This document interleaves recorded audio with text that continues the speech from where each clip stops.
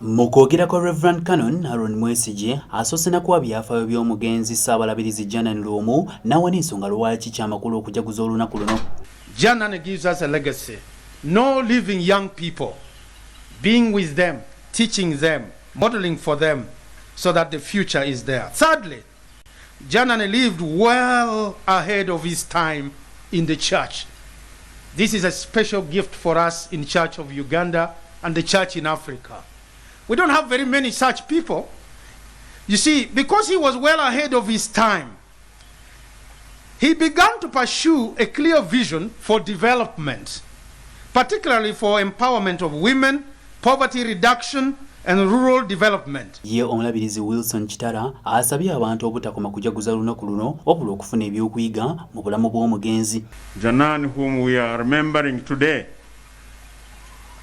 criticized the sitting president, and that was interpreted as an insult, as an attack. And yet deep in his heart, Janan wanted the protection necessary for all Ugandans and for all families. Ssaabalabirizi w'ekkanisa ya Uganda Stephen Kazimba Mugalu asoose kusaba gavumenti okukomya okukwata abantu abatalina musango wabula n'agisaba okukwata abamenyi b'amateeka era batwalibwe mu mbuga. Seen an increase in people disappearing and being murdered randomly. We remember all the women who disappeared and were later found dead. We remember stories of border riders being knocked by iron bar men simply for the value of a used motorcycle. Even last November, we heard from the report made by General Odongo Jeje, some people were missing. I am so grateful, Your Excellency, that you have come out to ensure that there is some investigation done, and also to assure Ugandans that people are really safe.